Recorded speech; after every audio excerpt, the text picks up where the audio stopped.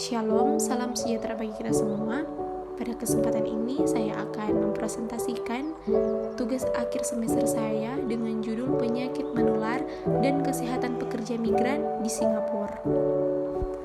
Perkenalkan, nama saya Priscilia Andrena Martina Tangkuman dengan NIM 2070484 semester 6. Latar belakang, pekerja migran yang melintas batas internasional karena alasan ekonomi memiliki dampak yang kurang dihargai pada kesehatan global.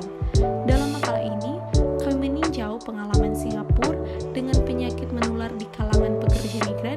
Kami juga membahas tema dan tantangan yang muncul yang mungkin berlaku untuk negara penerima berpenghasilan tinggi di Asia Pasifik dan sekitarnya. Rumusan masalah, bagaimana epidemiologi penyakit menular dan kesehatan pekerja migran di Singapura ditularkan melalui vektor yang terkait dengan nyamuk. Landasan teori, pekerja migran dihadapkan pada risiko kesehatan di semua tahap migrasi, negara asal, transit, tujuan, dan saat kembali. Mereka mungkin datang dengan infeksi yang didapat di negara asalnya, tertular infeksi akibat paparan pekerjaan atau perilaku di negara tujuan, atau terinfeksi setelah melakukan perjalanan pulang, mengunjungi teman atau kerabat, hambatan bahasa, kepercayaan dan budaya, bersama dengan kesenjangan ekonomi dan kekuatan yang melekat pada migrasi ekonomi semakin mempengaruhi kesehatan pekerja migran. Negara penerima juga beresiko terkena infeksi impor. Sebuah tinjauan oleh Wilder Smith tentang penyakit menular yang dilaporkan di Singapura dari tahun 1998 hingga 2007 menunjukkan bahwa dari 4.617 kasus, 78% adalah kasus impor. Ini terutama terdiri dari malaria, diikuti oleh hepatitis A, demam tifoid, dan paratifoid, dan hepatitis E, dan terutama berasal dari Asia Selatan dan Asia Tenggara.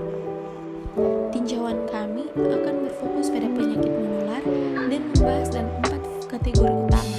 Yang pertama, infeksi yang ditularkan melalui vektor yang terkait dengan nyamuk, malaria, demam berdarah, chikungunya atau Zika. Yang kedua, infeksi zoonosis yang terkait dengan hewan pengerat, murin tifus, leptospirosis. Yang ketiga, infeksi bawaan makanan, demam enterik, virus hepatitis atau kolera.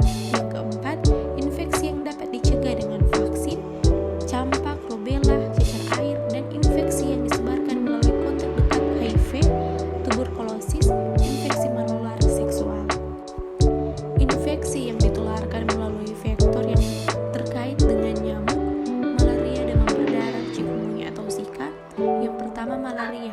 Singapura dinyatakan bebas malaria pada tahun 1982, tetapi kadang-kadang masih ada kelompok penularan yang tidak berkelanjutan karena masih ada daerah di Singapura dengan vektor Anopheles.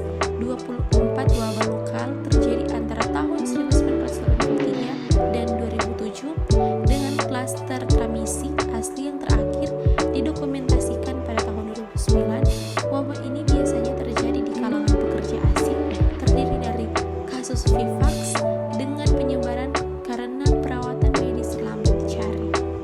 Yang kedua, demam berdarah. Demam berdarah endemik di Singapura dan klaster demam berdarah aktif terjadi di lokasi konstruksi dari waktu ke waktu.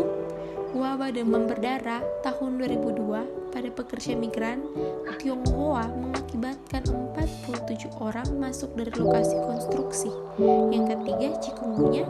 Singapura melembagakan sistem pengawasan jaringan Sentinel aktif berbasis laboratorium pada tahun 2006 untuk mendeteksi masuknya